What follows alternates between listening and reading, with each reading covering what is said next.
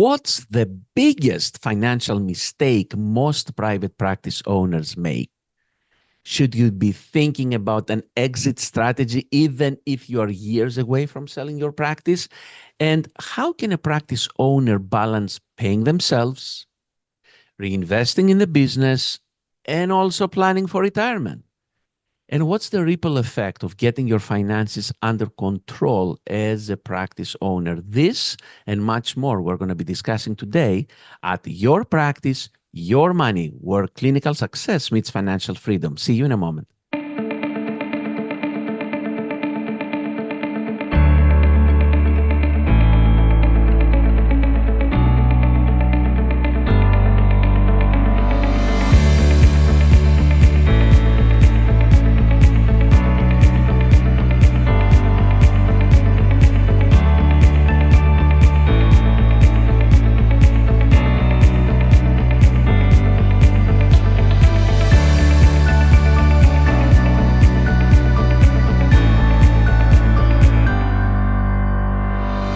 Welcome back to Your Practice, Your Money, the show where clinical success meets financial freedom. I'm your host, Dr. Dimitrios Kostopoulos, and today we're diving into one of the most critical but often overlooked areas of private practice ownership, and that is finances.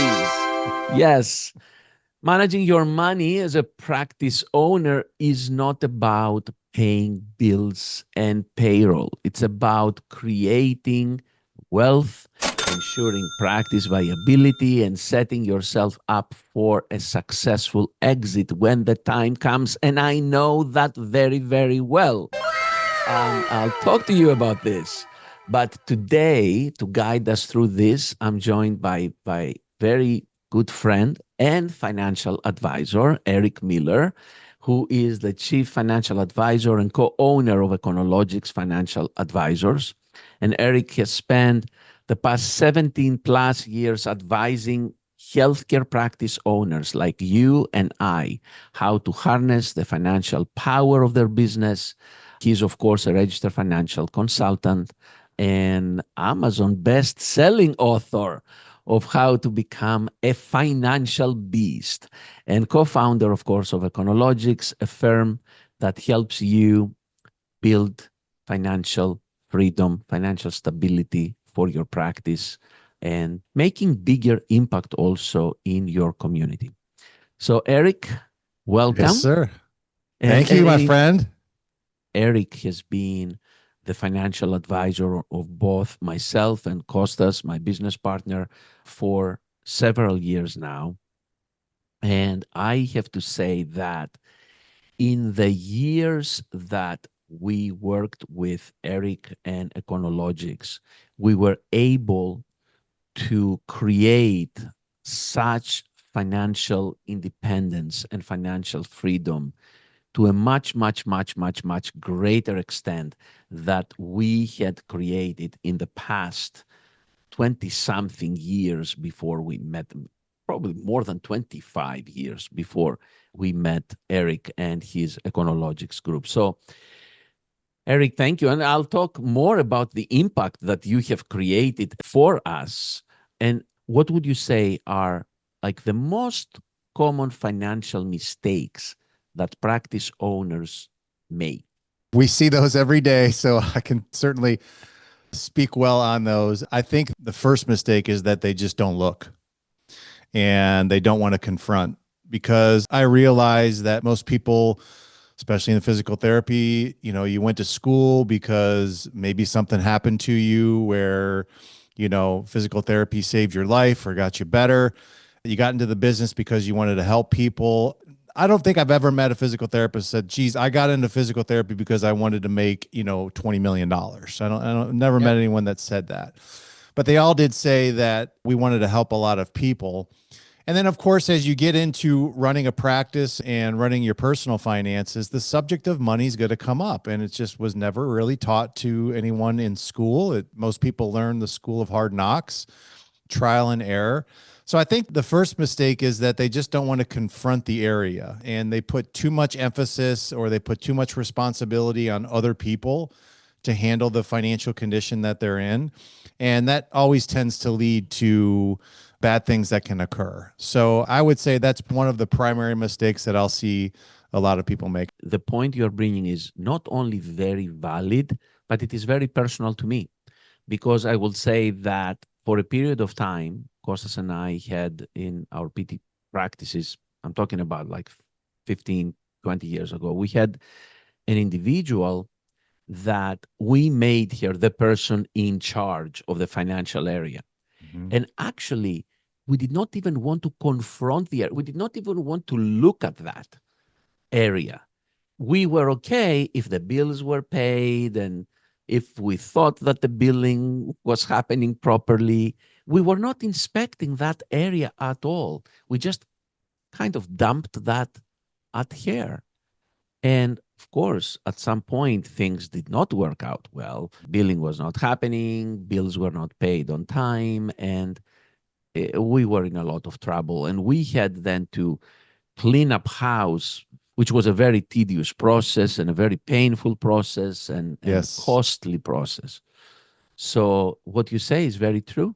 And there are other professions actually in the healthcare area that they have a little bit more exposure in finances. But when it comes to physical therapy, for some reason, it's like nobody looks at that. It's only about patient care and nothing about, okay, how do I deliver that care if I cannot pay my bills?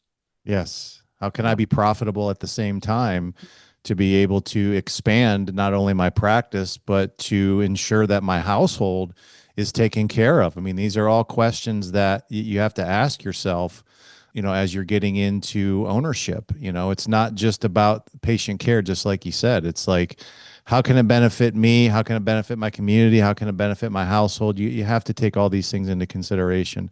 And money, obviously, is the one thing that is going to allow a lot of these expansion to occur.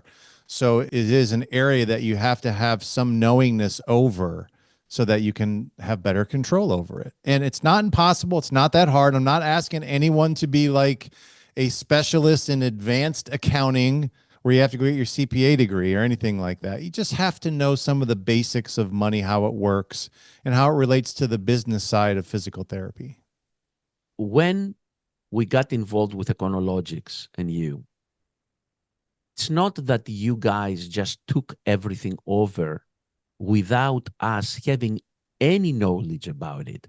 You had programs that you trained us. You offered us knowledge about finances and you offered us resources. And every time we would meet with you, you taught us something. You gave us additional information about things. So it's not like a total passive approach.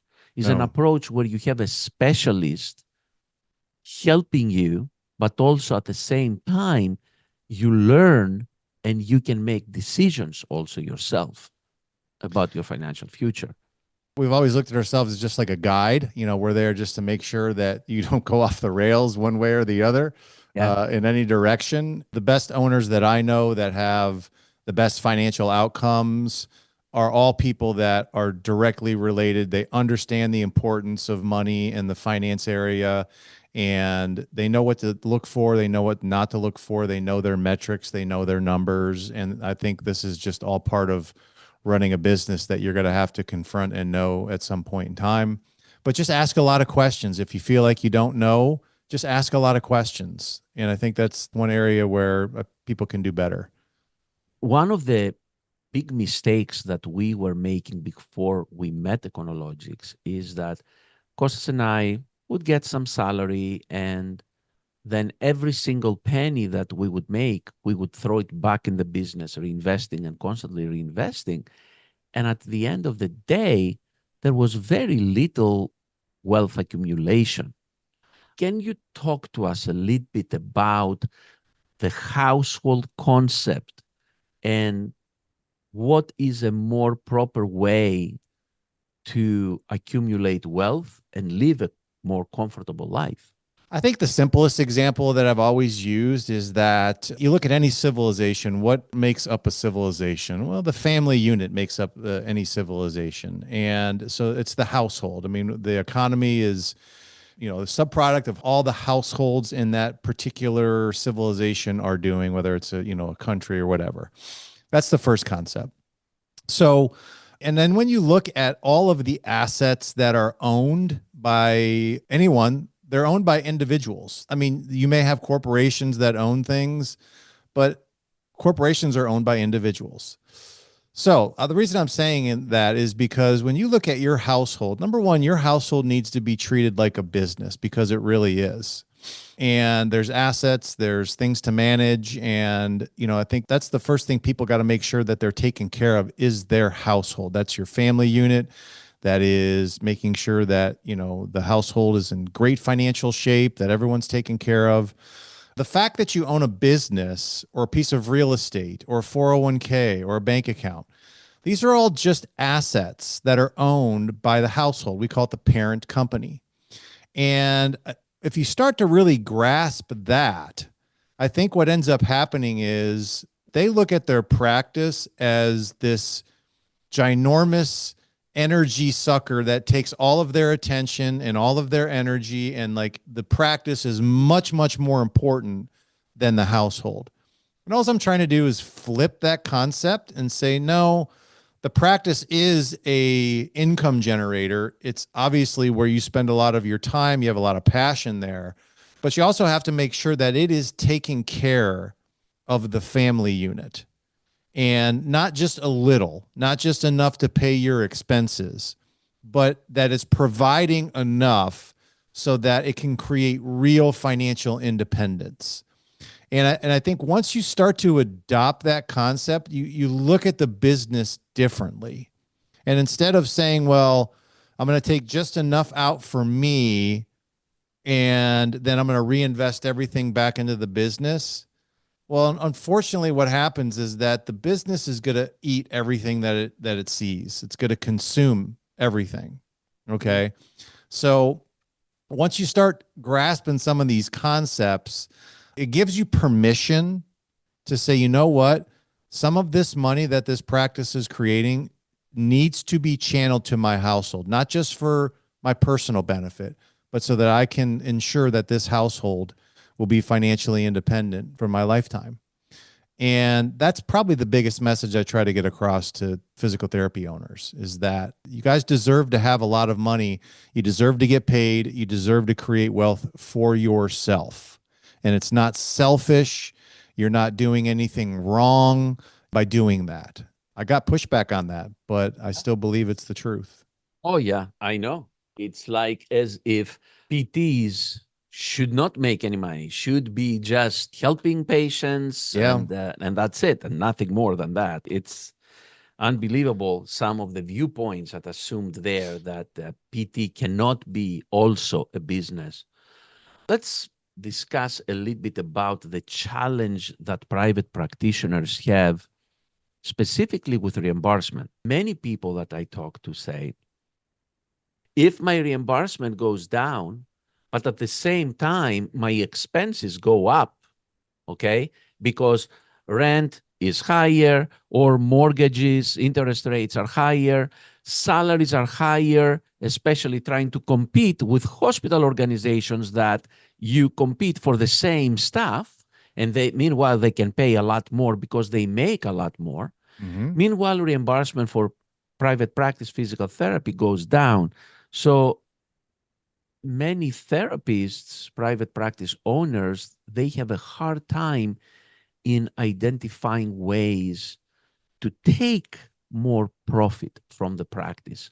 That's why you see so suppressed profit margins in that area. How do they deal with that?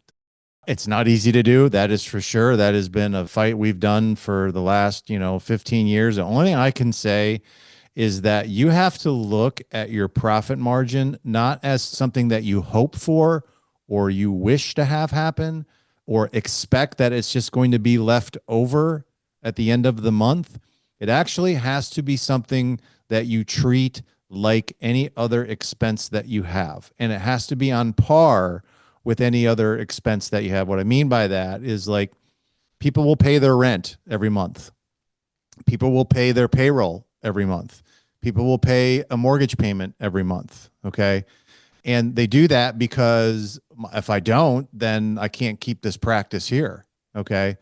Well, why aren't you treating your profit that way? Because I got news for you. If you don't have a profit, you're not going to be able to keep the practice long term, nor is it going to be worth anything in the long term, nor is it going to be any fun, as you're managing it.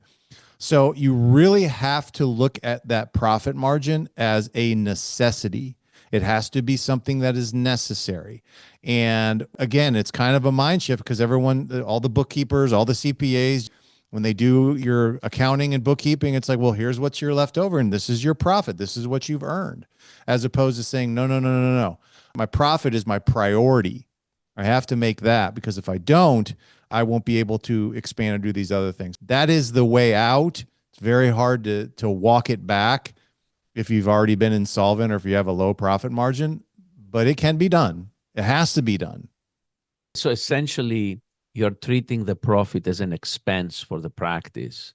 So Yes. instead of saying, okay, income minus expenses equals profit after that, whatever is Yeah. left, you're kind of saying, okay, income minus profit. Income, profit, and then all the rest of the expenses go from there.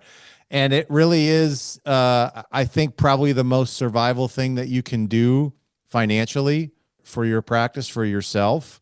Again, it's very hard to do it if you've not done it. If you start the way most people do, to try to walk it back is difficult to do. It just takes a little longer, but it can be done. It really can. What's it going to take? Obviously, it's going to take, a little bit more pushing on the practice, getting more of production from people. It may look, more marketing, adding services, things that you need to do to push the numbers up. But that's the game. That's the game. It's like, this is what I want. And I'm not going to sit here and say, well, maybe we'll get here. It's like, no, this is where we're getting. And I think the best owners, have that viewpoint. And I think what you said about having multiple lines of income, like ad services, that is a very important thing. And we saw from time to time, some things are a bit cyclical. For example, let's say during summertime, some practices realize less regular patient visits. But if they had also an additional revenue source or several additional revenue sources, that can compensate for that. That dip in revenue, yeah. The dip in revenue. When it comes to selecting revenue sources, try to select revenue sources that they will provide you with higher revenue with less effort.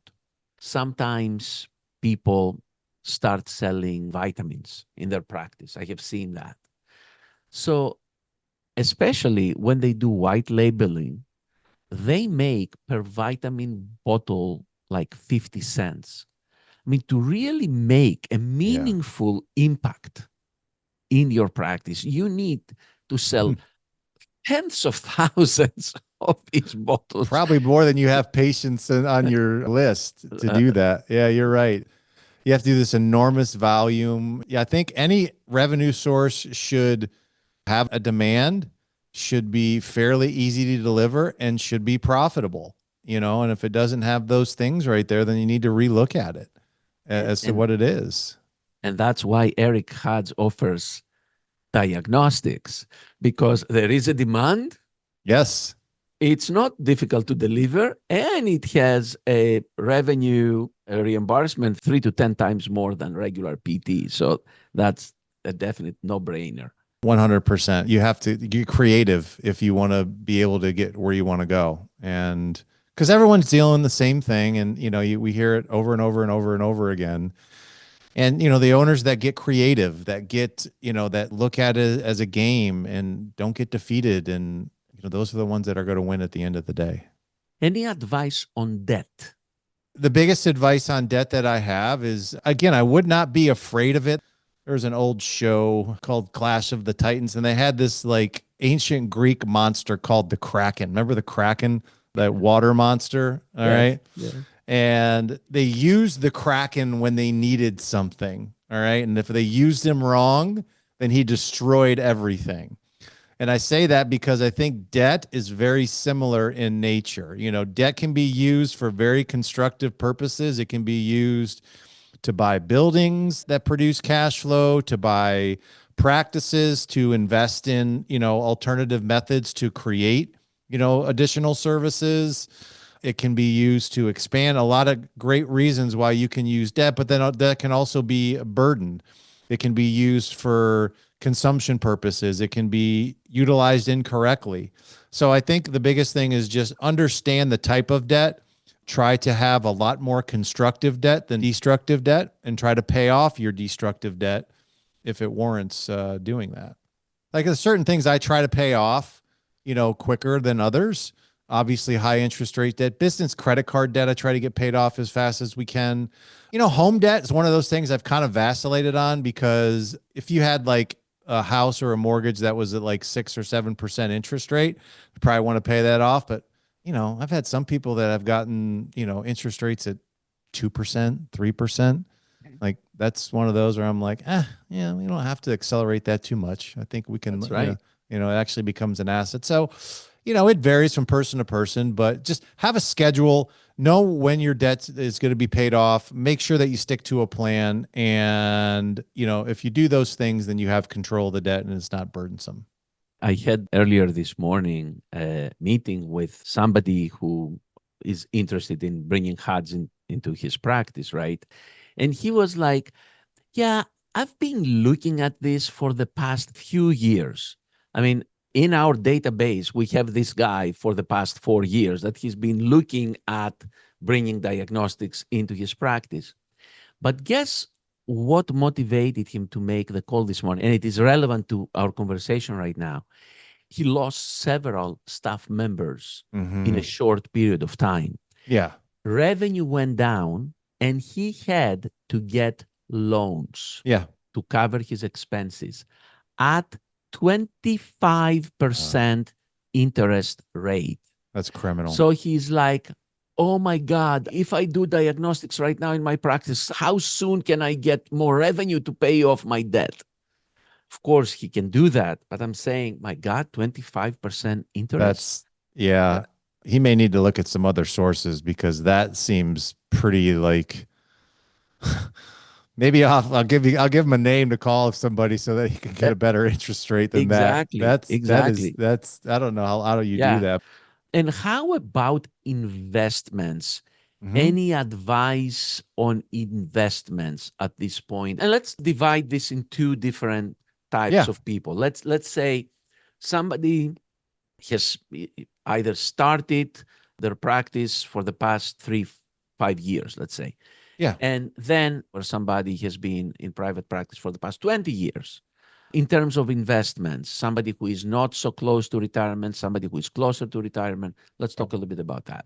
I think the first thing when it comes to investing is, number one, have a strategy how you're going to create multiple income sources. I think that you have to build a system first, okay, before you start worrying about, okay, what are the rates of return on these types of investments? You got to get a system in place first of money, profits channeling from the practice to you personally, and then we can go from there on investing the money.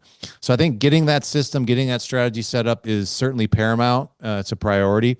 People have a lot of different types of investments that they like and experience that they've had. You know, I guess know what you own and why you own it, I think is really important. And, you know, instead of just taking blind advice from people, like really know what you own and what's the purpose of why you own it. Another good piece of advice I just got today was risk is like a muscle. People taking risk, if you're not used to it, it's like lifting weights or doing anything else. You know, you have to kind of learn, you know, like where you feel like you can take risk and be able to kind of withstand the pain that you may feel when you're investing in, you know, in a certain area. You know, in terms of the types of investments, I generally break it down to 3 different categories. You have marketable securities, which would be like stocks and bonds. and public securities and those types of that bucket. Insurance-based contracts, which are really designed for guaranteed income and like almost like a pension replacement. Remember back in the day, they used to have pensions for people. Okay, well, those went away. So we're trying to create a scenario where you're creating your own pension. And then, of course, real estate, I think, would be the third option. And of course, this would be on top of your practice and maybe the building that you have your practice in, which would all be part of your portfolio, and qualified plans, 401ks, IRAs, all these things as well. And, I think if you just develop a strategy that's built around those things, then it's going to give you the best of both worlds. You're going to get, the capital appreciation that you expect out of stocks. You're going to get the guarantees that you would expect out of insurance contracts. You'll get income and capital appreciation from the real estate, some tax benefits from the IRAs and the qualified plans. And it just allows you to really build a portfolio for your household that's almost indestructible. And I think that's what we're going for. You're not just saying, well, I'm just this type of person. I'm going to put all my money in X and just kind of neglect all these other areas that, this is why you just can't look at rates of returns. You got to look at taxes. You have to look at protection. You have to look at all these different things when you're creating something, a blueprint for your household. Costas and I recently went through an exit from our physical therapy only business. We still have, of course, the diagnostic business and HUDs, the consulting and educational business.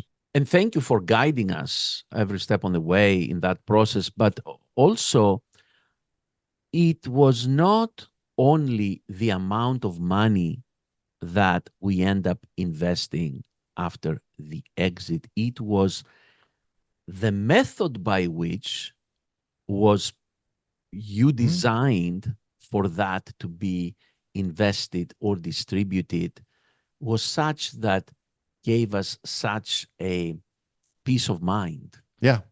And that is very important, especially for those people who are close to retirement or whatever retirement might mean for someone, because for all of us, it means different things. For sure. But that peace of mind, it's not only a factor of how much money, it is how that money is invested or positioned to make a secure difference for you. And then when you're going to take it and what the tax effects will be and that really is, it's fun for us to do. We've had a lot of experience in doing it. The challenge is, you only get one chance at an exit. You can't do it 5 or 6 times, and you're going to get one lump sum of money. And you really have to make sure that you are looking at this money and just applying it and treating it correctly. I'm not talking about just let it sit in a bank account earning 5%. We're going to use it. There's going to be some risk to that. But I think the danger that I've seen is that when people get a large amount of money, I don't know what it is, but people just start coming from everywhere. It's like they can smell the blood in the water. And it's like, hey, maybe you should do this, and maybe you should do this, and maybe you should do this. And, look, you're already going through an event, which is, I don't want to call it traumatizing, but my God, there's some sleepless nights that I know you had, absolutely. When it comes to that. So, having a plan of where your money's going to go and making sure that that it's going to pay you back. It's going to more than take care of you and your family, and that you're going to have enough that you can live on, hopefully without even touching a principal at some point in time. That would be really ideal.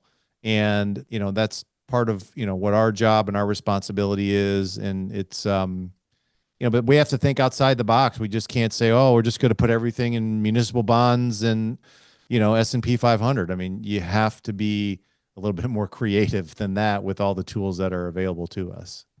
When people go through exit strategies, right, there is a phrase that time and time I hear, going out at the top of your game. Mm-hmm. What does that mean financially, really, in a transaction like that? I think for me, it just means that you're getting a value for, number one, that you feel like you've completed this aspect of your life. Like there's not much that you want to accomplish left with your current practice. mean, sure, you could grow it, but for whatever reason, emotionally, you just decided like, I think there's something else that I want to do.